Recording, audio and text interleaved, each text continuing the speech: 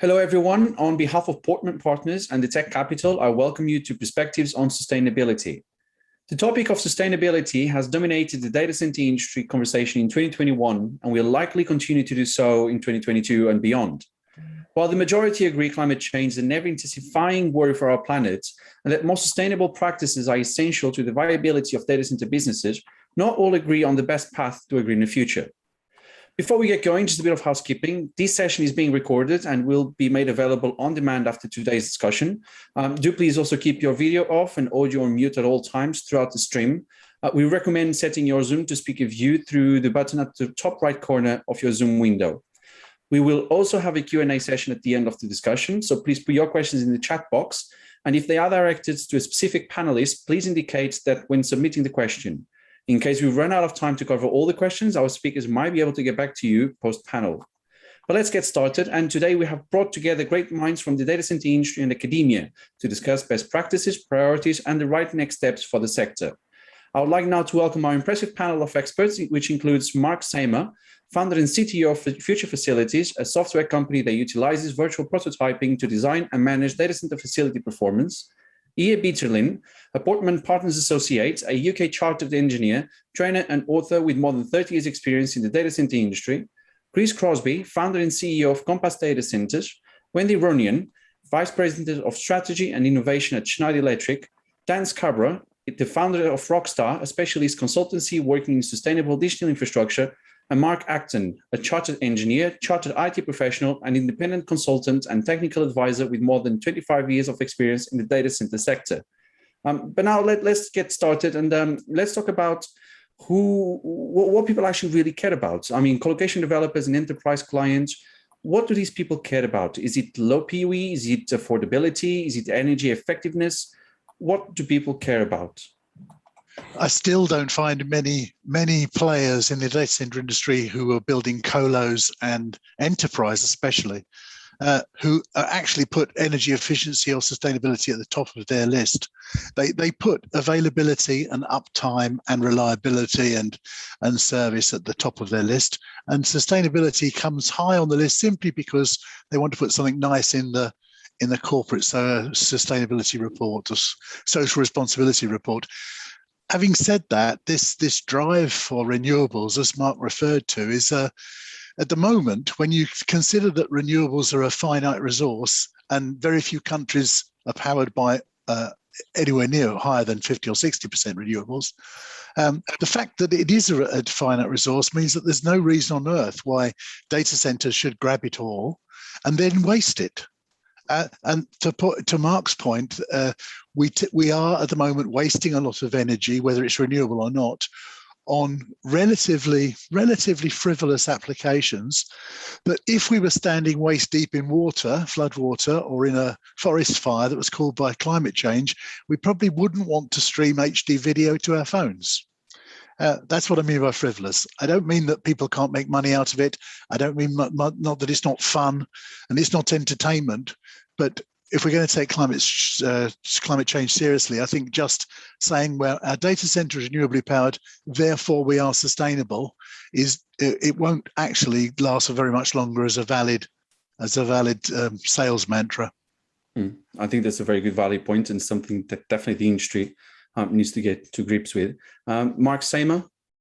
Yeah, I think Ian probably picked up on a number of the points that I was going to raise, but I think the key thought that has stuck in my mind from a very senior data center authority from years gone by who ran a lot of data centers, he said to me, Mark, the main reason I worry about energy and sustainability is because I don't want the government to interfere. So if we're seen to be doing something about it, then we do something about it. This means that we've got all the wrong motivation. The motivation is just to try and retain control of our own destiny rather than to really be sustainable. And that to me needs to change because the data center industry is going to carry on consuming more and more power because of all the things Ian mentioned. So we need to try and stop that. And the only way is if we're really intent on being sustainable. That's interesting. The government aspect is very interesting. And Chris, as an operator, what's your view? Not quite as Malthusian. as my teammates here. What I would say is, look, I do think that there is a lot of greenwashing in terms of how things are done, renewable energy credits and the like. I find it difficult that nuclear power isn't included in the discussions in terms of base load from a zero emissions perspective, and we should globally be focusing on that. Why that's not even in the discussions right now is very frustrating from my perspective, because renewables aren't able to provide that good base load. That said, I think that without the data center industry, I don't think some of the innovation would have occurred in the renewable space that has occurred. And it has occurred at scale because of, the ability of the sector. Where I think our sector is falling down is we use the term stewardship at Compass. We don't use the term sustainability. We are builders and we do operate these facilities, and we have to use our resources wisely. And I think the way that we think about the supply chain and what materials that you're using, how efficient are you doing it, where that waste is going, are you creating more waste? That portion of the conversation has not come to light yet. When we talk about getting to carbon, zero or whatever, those are really the first two categories and not the third, which is how you actually build things. So I think from an industry perspective, that focus on how we use our resources wisely is something that I think we have to do. Interesting. And and I guess we also have to remember that it's not something just exclusive to our sector. There's a lot of other sectors going through this as well, but data centers are kind of leading the way in some of the changes and mindsets that we are putting towards our market. Sorry, Ian, would you like to add something else? Yeah, to your point about we're not leading the way, I guess we are leading the way because our power consumption is growing so quickly as opposed to other sectors where actually power consumption is already going down. So we deserve to be in the forefront and we deserve to draw it. But to one point, the point that Chris made was really important, which is certainly true, is that the data centers that we know about and speak about are funding the expansion of renewables. There's no doubt about that. The problem that many countries have got is that they're doing that and then they're using it all. And so when the wind doesn't blow, just to pick on one very popular renewable, when the wind doesn't blow, the grid has to burn non-renewable fuel to plug the gaps. So you've got this strange situation where you can end up with, in a local area, the data centers consuming all of the renewable power that they funded, and the statistics looking very good because they will consume as much as they will demand as much as they consume over a full year. But when the wind blows too hard, the country benefits. When the wind doesn't blow hard enough, the country has to burn non-renewables. And so we're hiding our good behavior under a blanket of greenwash. That's the point. But there's no doubt that Chris was right. We are funding an awful lot of renewable investment. That's interesting. I think the point you actually made about the wind as well, there's an energy crisis going on in the UK. Part of it's because of gas, but part of it is also because of the lack of wind in this country over the last few months, which is interesting. Dan, what would you like to contribute? Yeah, so I think there's a couple of things I wanted to say. And one which sounds strange, but has only more recently dawned on me, is that, we talk about sustainability, but climate change, and I was having a conversation with a friend of mine around this COP26 event that's taking place in Glasgow. It really needs to be seen as an extinction level event, right? So it's not something, and whether it's scientifically proven or not, I don't think we can take a risk within that fact that future generations, unless we really do something about it now, are going to suffer in one way, shape or form. The UN meeting that's taking place this year in Glasgow, those meetings started in '92, so over 30 years ago. So we've been on this with the United Nations for roughly 30 years. So, the fact that we're expecting these meetings to materialize some radical change, again, I think that's quite a high expectation. So that's on the one side, so not related to this industry. And then the second thing, coming back to what Mark Acton said earlier, I think it's about how do you measure and how do you benchmark the performance of any industry in any sector, right? There doesn't seem to be a way to correlate how individual organizations are faring in their journey towards zero carbon and what that common metric is that we can align ourselves around as an industry, whether it's a CO2 per kilowatt hour or whatever that metric might be. But I think there is a requirement for the industry to develop or agree on a metric that all of the operators can benchmark themselves on. So that's my take on it. Wendi, would you like to go next? Yeah, no, absolutely. I agree with Dan. I don't think we can afford to do nothing. I think we have to aggressively go forward now. And the data center industry has been leaders in innovation and pushing the limits within our group. So I feel like the data center industry has to take a leadership position here. We're not going to be successful in trying to say users have to stop streaming, have to stop leveraging the technology. It's going to continue to grow and grow. And even just a webinar like this with COVID, more working from home, we're going to see more and more usage of the technology that's putting the pressure on the data centers to grow fast. And the only way for us to be able to make change and have those renewable conversations within data center builds is to start now, test different technologies now, pilot them, see what works and what doesn't. But I also agree with the fact that we don't have the right metrics of success today. If we knew what we were working towards, we could then set a benchmark of the designs today and then fight for how do we every year get more sustainable. If we knew what those metrics are and we can agree as an industry what those metrics are, then every year we can push as is industry to try to drive greater sustainability via a common aligned metric system. Okay, that's interesting. And how do you think we go about into creating those standards, those metrics? That we can all abide by? Do we just need another industry association? Do we just need meetings? I will just remember our attendees as well to keep both microphones and cameras off, please. Yeah, so Wendi, how do you think we go about creating those metrics or agreeing on those metrics? Sure. I mean, I think it's an industry comes together as a whole and says, we know the pressure on data centers is huge because data centers are one of the biggest consumers of energy. So how do we change the mindset of what the data center is from just being that consumer of energy to also partnering with the utility, coming up with new ways to be able to also become a producer as well as, the whole prosumer concept. So I feel like if we as an industry say, this is what we define the metrics of success for driving a more sustainable planet, then we're doing it for the right reasons. I agree, there is a lot of just marketing around this, but the reality is we have to be doing this for the right reasons, even if at times it costs more.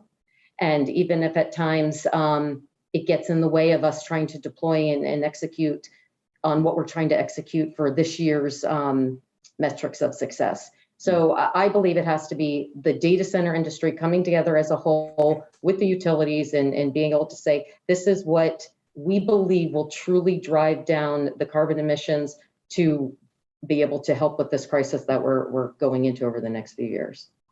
That's very interesting. And thinking as well what Dan said about being an extinction level event, I think that money shouldn't be an objection to doing anything right in this sense. But Mark Acton, what would you like to add?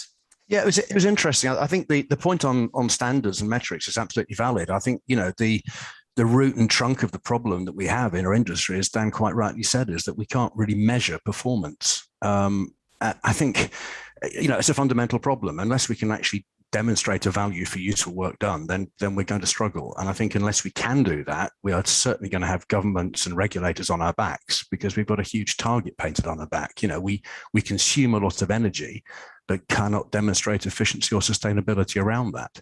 I think one of my biggest frustrations is that we actually do have KPIs and metrics. We've got standardized ISO metrics as part of let's say the 30134 series that we're not actually using. Most people aren't even aware that PUE is defined as 30134-2. Within that series, we've also got REF, so renewable energy factor. We've got ERF, energy reuse factor. We've got CUE, carbon usage. We've got WE, water usage. And yet most people aren't aware of them. And very, very few people are using them. So, it seems a bit silly. I don't think it's about more standards. I think it's about more education around standards and using what we've got rather than trying to create something new just yet. That's a good point. And I mean, there's already a lot of things around in the industry as well. We don't need to overcomplicate it even more. Exactly. It's a confused landscape as it is. Let's not have more. Let's use what we've got. Yeah, let's just get down to doing the work, actually. Exactly. Mark Seymour. Yeah, thank you. Whilst I agree with Mark that we have lots of metrics, I think it's really important to recognise that we don't have anything which takes us down to what we actually produce with it. So we're in no way connected to how much useful work comes out of it. So however green we get, it doesn't mean that we're using that energy really well. And that's something we don't have a metric for. And everybody always says, oh, well, it's very difficult because all different industries are doing different things. But we could be measuring against the number of operations done or something basic if we can't agree on how to measure different types of activities. We have to do that. Otherwise, we'll never really be heading towards sustainability because we won't be doing good work for the energy we're getting. Is there like an industry that you can think of that's doing something in the right way or along those lines that we could look into for inspiration? I'll come to you in a second. Sorry, can I just answer that since I raised it? Do you mind? Yeah, no, it was for you, yeah. Yeah, I don't know that we even need to look to other industries. We have seen individual players within the data center industry do this and show how much work they're doing. But people always say, well, that doesn't work for me. The point is we have to start somewhere, and we could take some of those models and start applying them instead of using excuses for, oh, it's too difficult to cross-apply. We could be doing it on basic compute. Okay. Ian, so you wanted to say something? It was just to Mark and to Mark's point, actually. Mark Acton mentioned every conceivable metric apart from the ones that were written for sustainability workload metrics, which was ITEE and ITEU. And they are based on Mark Seymour's idea of measuring compute capacity. So you're meant to choose the fastest hardware you can. You're not meant to idle it. You're meant to utilize the hell out of it, and you get a good score. It'll never be used. It's far too complicated, and it's very calibrating. You have to calibrate yourself into it and then use it. But we have got some people that have tried it before, but they're all examples given, as Mark said, about it doesn't apply to us. Like eBay. eBay were probably the first into it. They started measuring unit sales per kilowatt hour. And as long as it keeps on going up every year, it means they're getting more and more efficient at what they do. They weren't talking about value of it, just the transaction. But it doesn't apply to a government tax office. You can't measure successful prosecutions for tax avoidance per kilowatt hour, can you? Or child care cases per kilowatt hour. That's the real problem. And the biggest problem we've got, I've got 2 points really. The biggest problem we've got is that sustainability really goes back to what the opening remark of this panel was, is that we should be reducing our IT load. Sustainability is defined as you reduce what you do, you improve what you do, and then you renewably power it. And what we've done for the last 20 years is concentrated on the second step, PUE. And the last step, power from renewable energy, is what we're now doing. We always ignored the first one, which was reduce demand. And you can't be sustainable unless you actually reduce demand. And on that subject, I'll nearly finish. I'll just make the point that here we are talking about it online, and half the world doesn't have an internet connection.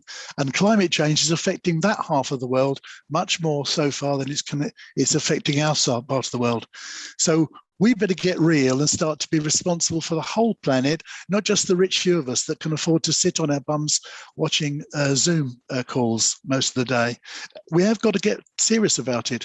And my point about reduction in load comes about, what do you think the rest of the world's going to do when they get their internet connection if we don't give them a good example? They're going to get and use social networking. I mean, that's very interesting in terms of also educating people outside the industry. It's almost flipping the coin on taking away things from data centers to also educating users on how to use a bit less to be a bit more environmentally friendly. But Dan, what would you like to add? I was just going to say that one of the other things I think we need to be much more focused on is embedded carbon and scope 3 emissions in the entire end-to-end design of the building, the hardware, all the way up through the stack from the grid up to the application, because that's where 70% or roughly 70% of carbon emissions are located. So I think there should be more focus on integrating an embedded carbon metric into the stuff that we're doing. Very, very interesting. And we'll talk about as well architectures in a second. But Chris. Yeah, I'd like to fundamentally disagree on a few points here. I'm a software guy. Because I write shitty software and I utilize more of the CPU does not mean that that's better. That is a fundamental error that our industry continues to think, and we have to stop it. There is a bifurcation between hardware and software. So we need to stop talking about the software and the utilization because we don't know what we're talking about, frankly. You can write poor software and have high utilization. That's not good. So the second is when we talk about reduction in IT load, I also fundamentally disagree. Look at what happened with COVID. I mean, you could see the bottom of the Venice Canal. We shifted load, KW, from cars manufacturing KW and putting greenhouse gas into the data center environment, which was a much more controlled environment when it came to greenhouse gas emission. So you have to think holistically in terms of shift of capacity. It is on a holistic basis from an industry perspective. It is not just our industry. If we take from bad areas and put it into a more efficient environment, that's good for the environment. I'm not saying it's perfection, but there is no such thing as perfection. The third is nobody talks about China. If you look at the Western nations, the greenhouse gas emissions are going down. We have unequivocal evidence of that, and China is going very high. We are not putting the right amount of pressure internationally on the Chinese. And finally, I'd love to agree with Dan. We can control our scope 3. That is an area we can focus on, and we should be focused on scope 3 of how we produce and how we build and build better. No, that's a very interesting point on how we build and how we build better, because sometimes we might not even need to actually build from ground up. We can use things that already exist, and they might have a bit less of an impact on the environment. I don't know if the panel agrees with that, but Mark Seymour, would you like to carry on? Yes, well, it picks up on that point because I wanted to pick up on what Dan said about embedded energy, because one school of thought is that you should refresh your IT hardware really regularly because it is getting more and more efficient. But I think when you take into account embedded carbon, dismantling buildings that perhaps haven't really reached their intended life because we can make them build a more efficient one, or replacing hardware because there is newer, more efficient hardware out there may well not be the most efficient way forward. In my opinion, we're a bit too quick and easy with throwing stuff away as a society. And so we should not be doing that without a proper analysis of whether it really makes sense in a holistic way. I completely agree with Chris. That's very interesting. There's a few operators that do exactly that as well. And it's interesting to see. And one of them was actually interesting that during COVID, they were kind of forced into building a facility, even though they usually just pick up on old buildings and they renovate them into a data center. Ian.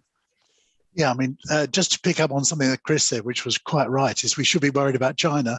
But let's face it, the reason why our emissions are going down and theirs are going up is that they've become the factory of the world. There's no point pretending that we've got a manufacturing industry in the UK anymore. That's why our grid is smaller than it's ever been. That's why our grid demand is going down, is because we have no more industry. So we've become a service-based economy. That's the first thing. The second point about emissions, it's very difficult. You can't make the same statement in the States as you can in Norway, for example. In Norway, it's worthwhile hanging on to every bit of hardware you possibly can because the grid's already 100% renewable and you can then leverage the hell out of the embedded carbon. If you're in a grid that's dominated by coal power, you've got to think about, actually, you could do the sums. Actually, the embedded carbon is repaid very quickly if you refresh your hardware every couple of years. So it really does depend on location. But, you know, we can't boil the ocean. We can't attack everything at the same time. And we certainly can't carry on consuming more at a time when we've got to worry about greening more. No, it makes perfect sense as well. And I mean, different regions have different requirements. But Wendi, picking up on all that as well and talking about how we encourage companies to prepare for the future while delivering on aggressive goals of today, we do live in a very intensive time for data centers. Everyone needs a data center, and COVID just came to even put even more pressure. I would say probably good pressure on the sector to expand. What's your view? Sure. I wanted to hit on one point, though, that Mark sure. made about the retrofit, because in the data industry, we're now at the point where, a lot of these data centers are at the point where they are needing to be retrofitted. I mean, 20, 30 years ago, in terms of build, where it used to be the data center industry is so new, and we are doing a lot of new builds, but we do have a lot of existing data centers that need the retrofit. And it's only fair to do the analysis. And I'm not claiming that you need to throw everything out and start over, but you got to do the analysis to understand where are there opportunities to drive sustainable solutions in a retrofit situation or in a modernization, adding the intelligence, being able to start to really look at the equipment that's being made, and is the entire value chain focused on sustainability and replacing old legacy equipment with newer, more efficient and connected or intelligent equipment. I think that's a must. I don't think it becomes well, we don't really need to look, just throw everything out because of the cost. I think everybody, it's in our best interest, and we should, as leaders in the data center industry, should be pushing everyone to be doing that analysis. To your point about now moving forward, how do we change mindset? It kind of goes back to the point I was trying to bring up earlier around data centers are huge consumers, and the only way that we start to have the data center play a role where it pays back is to start to look at some of these distributed energy resources. In the US, looking at solar and battery energy storage, and being able to find ways to turn the data center into that prosumer, so it can start to give back at times where the power's not needed, or consume at the times that it is needed, and work on new models where we can really stop data centers from just being this huge energy consumer moving forward. So I think those new models and new ways of thinking, we have to really push in the industry, because right now it's all about speed and cost of builds, but it's up to the leaders, it's up to being able to test new ways of doing this where we can have an impact on the world together. That's the way I see it in terms of moving forward.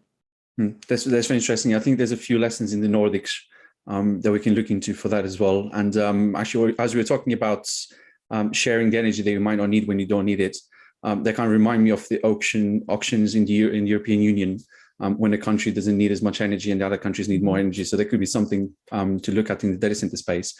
But Dan.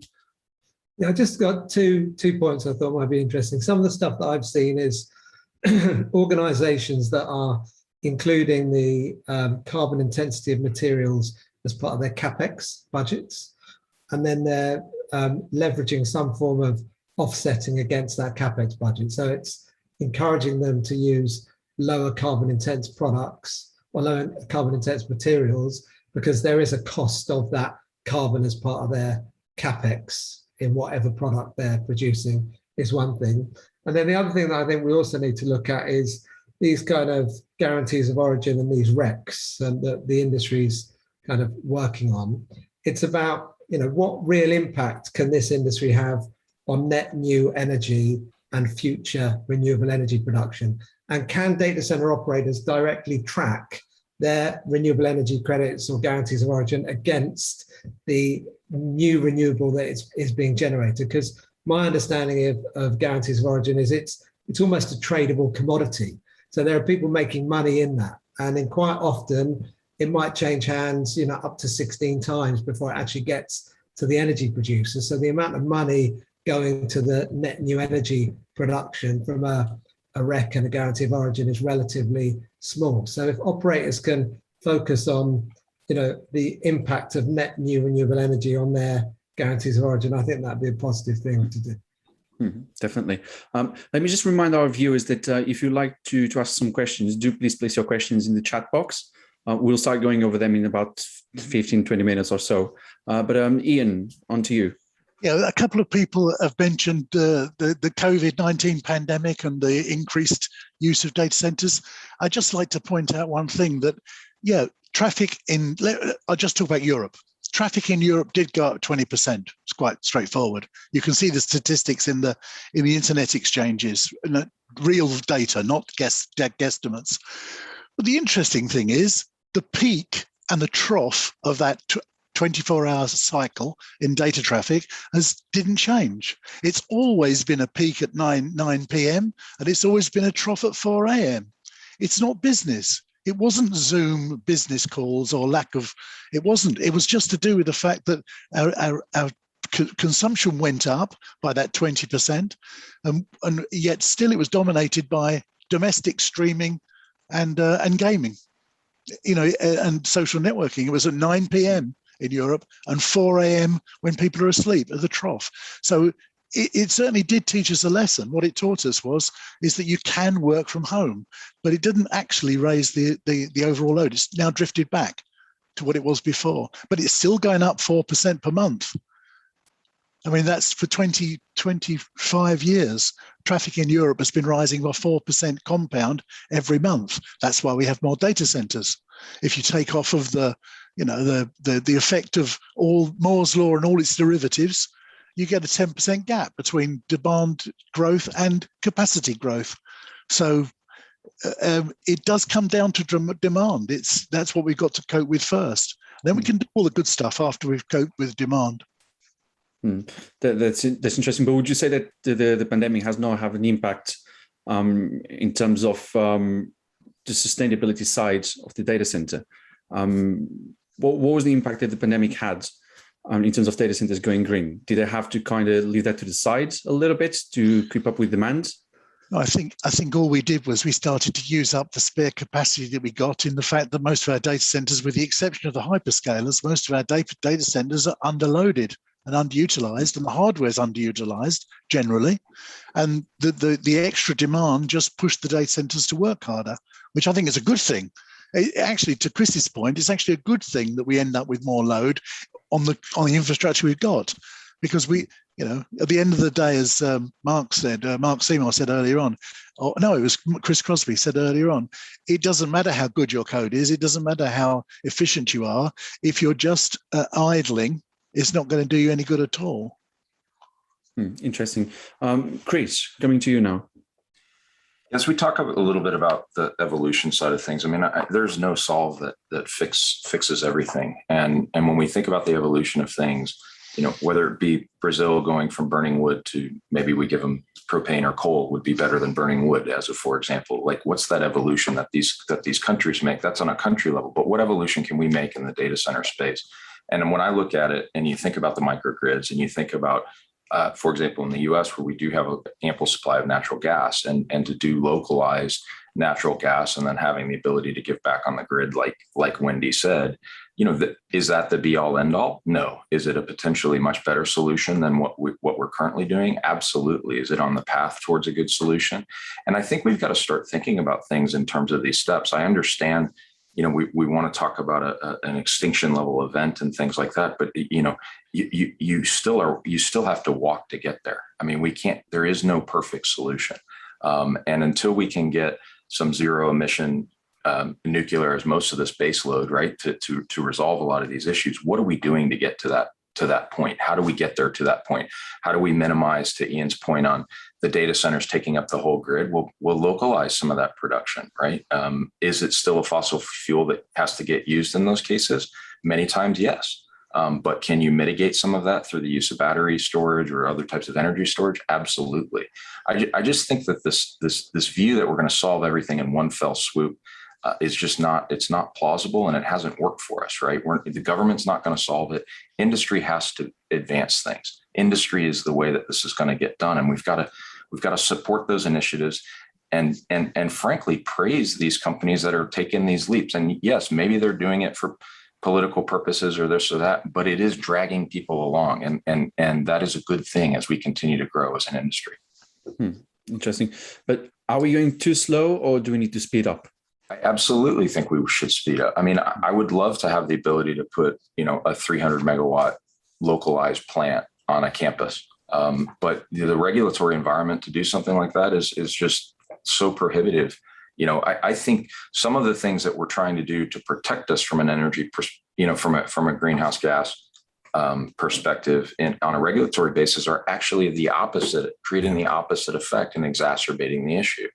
And we've got to stop thinking that we're going to have bureaucrats that are going to solve this. They're not going to solve it. Okay, that's interesting. We're starting to get a few questions from our viewers, so we'll quickly finish this round and then we'll go into the questions. Mark Acton. Yeah, I think just picking up on some of Chris's points there. I think we've got a bit of a dichotomy, haven't we? I think firstly, governments are potentially criticizing us as an industry for using excessive amounts of energy or power, and then at the same time demanding that there are more digital services available for their citizens. So, they're not exactly being joined up in this. So on the one hand, we're being criticized, but on the other hand, we're being asked to sort of improve and grow and deliver more service. And I think that kind of highlights really that we have in our industry, and I'd argue that the data center industry is not an industry; it's a sector made up of multiple industries. So it's difficult to really say that we're particularly cohesive. And I think we are very, very siloed. Chris made the point about software. Absolutely right. Yeah, I mean, you can have very inefficient code and make your hardware run apparently more efficiently, but of course that's not the answer. The answer is having efficient software, efficient hardware, and efficient facilities. And at the moment, we're heavily siloed. We don't really know the true cost of digital services, or the true energy cost, of digital services. It's not particularly transparent. And I don't think that software developers and even some hardware manufacturers get the full impact of the energy efficiency element of the data center. So, I think part of the future has to be that we're more joined up and that we actually understand the true energy cost of supplying digital services. Unless we do that, we'll get nowhere, frankly. That's interesting. And I mean, in my mind, I keep playing crypto mining as well. Don't even go there. That's even more complex. I think we all know. Yeah, I think because we're talking about data centers, but if you look into crypto mining, then we're talking everything. Well, yeah, exactly. Yeah. I agree. That's a separate topic, I think. But yeah, right. Yeah, Mark Seymour. Yeah, so I really want to build on some of the stuff that Mark Acton was saying. I think the point is that we've actually done some good things as an industry where we've focused on things. So, energy consumption going into cooling and power systems compared with the IT has gone down over time. We've done some good jobs, but we haven't focused on the whole thing. We need to look at all the steps in the process. So we need to look at, how we're utilizing equipment. We need to look at whether we're utilizing the facilities well, because we waste a lot of facilities, never get anywhere near their potential capacity, and that's wasting energy because they're never running at their potential best PUE because they never reach 100% load. So there are lots of things, and the same applies to where we locate data centers. There's a trend to big data centers because it's easy to stick your stuff out in the cloud, et cetera, but that's not necessarily the most efficient way to deal with things. We might be better having more local compute rather than this massive trend away from local compute. One rather disconnected thought I just wanted to make on Ian's comment about the increase in the pandemic. I think the shape increased entirely. So the shape stayed much the same. So whilst the peak stayed in the same place, everything did increase. So even industrial use and commercial use did go up in the same sort of proportion. Everything went up. So it probably was a saving from other energy uses for all sectors, even in industry, because we were doing things more efficiently without jetting around the world.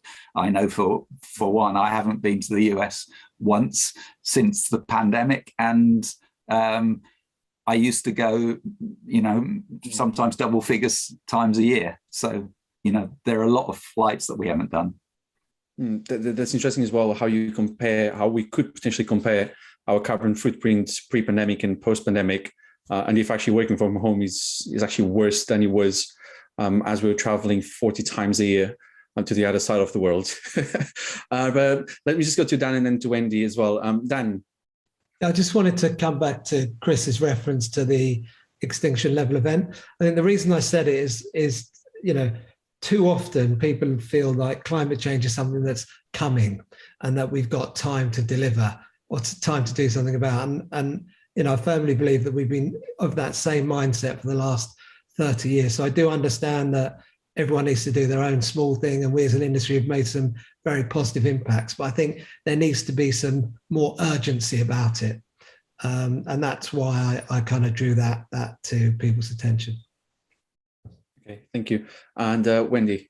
Yep. So I wanted to hit on 2 points. First, the thought about the transportation industry potentially going down because of COVID and the data center industry going up. It's probably truth. I'm sure I wouldn't say that the data center industry is consuming more energy than transportation at this point, but it definitely saw a shift because of the focus of less travel, more online. More online means more data center pressure. I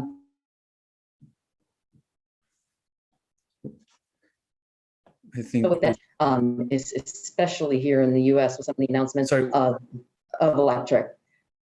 Can you not hear me? Sorry, if you just go back to the transportation bit and repeat from there. I don't know if it was just me or if everyone else had the problem, but okay. Throws for it a little bit.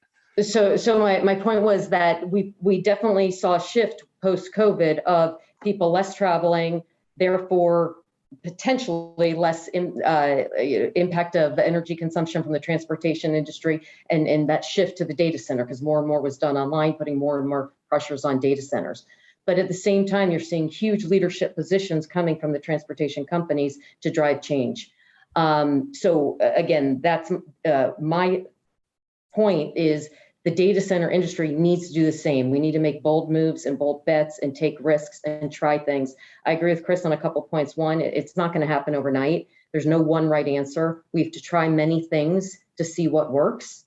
But I will also say, where I agree with Chris, that we do not want government regulating how this is done. We want to regulate it. What I will say is the one thing that is really causing people to make change is the potential carbon taxes that are coming, the ability to go after incentives. So right or wrong, that does incent people to drive change. And that's a good thing, but we have to get on the front end of it so we don't wind up in a situation where it's going in a direction that doesn't benefit the industry itself. We want to make sure that we're driving change in the right direction. Just picking up on that, and Chris, I'll come to you in a second. Just picking up on that, and I'm starting to pick up on our audience's questions as well. Someone brought up to the chat that, for example, the European Commission is starting to look into waste heat recovery, not just within the data center industry, but beyond the data center halls into other industries. But they also might impose some requirements on the data center sector. I mean, what's the panel's reaction to that? Because I guess that's where governments start getting a bit involved with these things. All right, we got a lot of people wanting to talk. Let me, Chris, because you were waiting to speak first. Do you want to say something? I was just going to, on Wendy's point, by no means do I think corporations are benevolent. My point was we've got to loosen some of these regulations as it comes to utility grade infrastructure. So just to clarify. Okay, thank you. So Mark Acton. Yeah, I think, inevitably when governments get involved, all they're going to do is create a whole series of unintended consequences because they don't really understand what they're getting into. So I think the fear from my perspective is that they won't actually improve things. They'll potentially even make things worse. We talk about heat recovery. Well, that if you actually start giving heat away or selling your heat from a data center, you're potentially in the world of heat producers.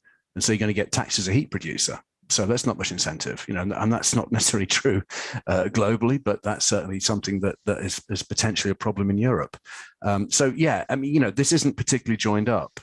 So I think once the government get involved, you will definitely see unintended consequences. So I think it's up to us to sort of demonstrate the fact that we've got a grip on this, that we actually understand, and we have to educate as an industry as well.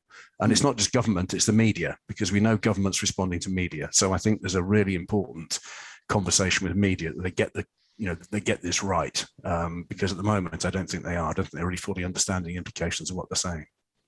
Okay, sure. I mean, it reminds me of that BBC kind of short documentary last year that we've had about the dirty.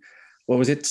They didn't call dirty data centers, but it was something around that. Yeah, not dirty data, was it? It was. I forget what it was.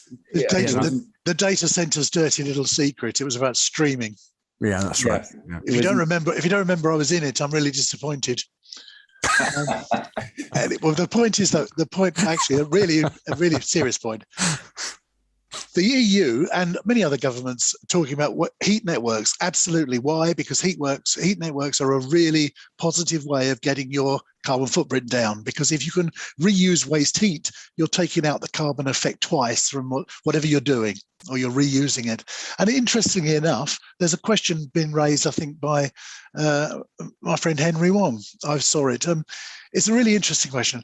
To reuse the waste of heat of data centers, you'll be driven down the edge data center market, lots and lots and lots of very small data centers, which then you can reuse the waste heat locally in the building where you are.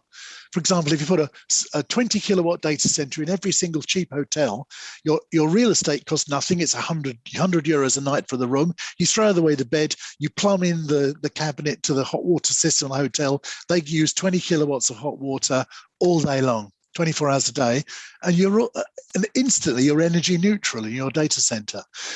Now, whether or not you like that idea, it's one of those unintended consequences of what the government pushing us into reusing waste heat will lead to, because 100 or 200 or 300 megawatt data center inside the Arctic Circle cannot reuse its waste heat. There's nobody there to use it, and there's no one there that wants to use it because it's too frigging cold all the time, and that amount of heat won't actually make any difference. So you end up with this driving the model down to mini data centers, one rack, 20 kilowatts, 30 kilowatts, liquid cooled, and reuse the waste heat. And that is an unintended consequence. You might think it's good, you might think it's bad. I'm just saying that's why government shouldn't interfere in the natural process of business. Interesting, especially as we are still a young industry, and the edge is still in its 1956 we started. We're not so young. Oh well. Please don't say that. Mark Seymour. Yeah, so Ian's right. If we stick to air cooling, that we're basically driven down to the small data center. But obviously, if we're willing to go water cooled and get higher grade waste heat, then the whole ball game changes, because we can start turning that waste heat into power and distributing it, or using it more effectively. But you need to get that high grade heat out, which we don't get with air cooled systems. So it's one of the downsides of air cooled systems. But if you I did say plumbed into the hotel. Yeah, you did. As in pipes, because you can't do it in water. You're absolutely right. Yeah. So I think it's important that we are looking at all sorts of things, including changing technology, maybe not because people want liquid cooling, but because it makes sense from an environmental point of view. You can't really drive PUE down with liquid cooling very much, because PUE is pretty close to 1 already. People look at that and want to be able to justify it, but it doesn't make any sense because we're already nearly at 1. But if you start thinking about reusing the heat, then you're suddenly in a different ballgame, because now with liquid cooling, you've got much higher water temperatures, and you can make use of the energy. That's definitely a sustainable option for the data center industry moving forward. Interesting. And Chris? Yeah, I think there's a challenge. It's heavily geographic dependent. You know, Mark mentioned what government's been doing and pushing things. I mean, data sovereignty, for example, why does every country need its own data? Why do you want to see all these data centers developed, and then you've got the clash on them being developed within the country, right? So it's a constant. Mark's point on not having the government dictate a lot of those things. There's a lot of comments on distributed computing here. Well, we started with the mainframe, we went to distributed computing, and now we're back to mainframe with the cloud. And now we're talking about distributed computing again, right? In terms of what we're looking at. But to take distributed computing as an example and place small data centers, you're still going to go through a regulatory process. It might take you just as long as a big building, right? To get an approval and a permit and get things installed. And so I think people underestimate the amount of regulatory elements that hurt the industry in terms of ability to innovate on those fronts, not for malintent, but just for example, you may have a whole community that loves streaming, but they're going to have a NIMBY on not in my backyard of having a little data center within their environment. That's an eyesore. And we've got to, until we can educate some more folks around how these data centers actually work from a public service perspective, this will have help the environment, you want to commit to that, you're going to need these sorts of things. And until we can be honest about those things with the consumer is going to continue to be uneducated about it, and the government's going to continue to make policy that doesn't make any sense for the industry. Okay, thank you. And Wendi. So I agree with that. It's all about education, especially with the media, because they don't understand what it is the data centers are providing and doing, and how we measure that success. Are you able to hear me? Yes, yeah. Yeah. Okay, sorry, it says my internet's low. Okay, so a couple points I wanted to make. The best way we can do that in that education is by having some analytics that are going to help us better manage the solutions and architectures that we're putting in play. So being able to, as I mentioned, control the energy usage, being able to then report out on where we are today and how we're getting better, and then be able to provide that in an auditable format is not even an option anymore. It's going to have to be mandatory of everyone. And that's a great way to show and educate others how we are making progress as an industry.